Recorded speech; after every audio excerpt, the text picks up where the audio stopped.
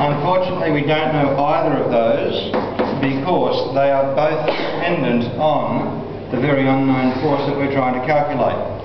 The normal is increased over the usual mg because the friction force, the applied force, is no longer parallel to the sliding surfaces.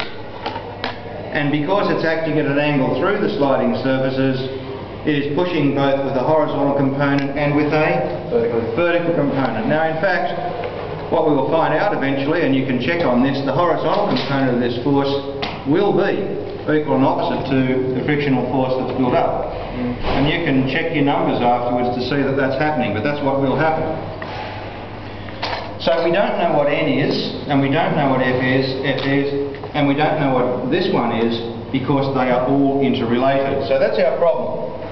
Now, at this stage, a mathematical student might decide to set up simultaneous equations and solve it, and that will work. It'll also take a fair bit of time.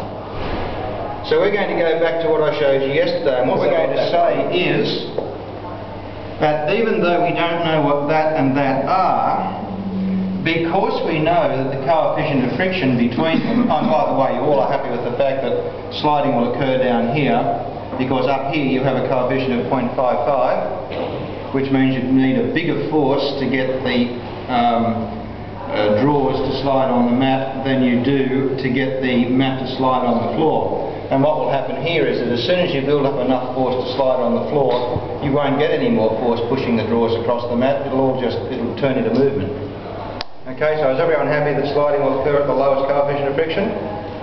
Yeah? Yeah. So we've got sliding down here. Now, like I said, because the normal is not only supporting mg, so we have mg here, 450 newtons. There's one of my forces, my active forces, 450 newtons, because it's 45 kilograms. And you would be tempted to say, oh, well, n is 450, but it isn't, of course.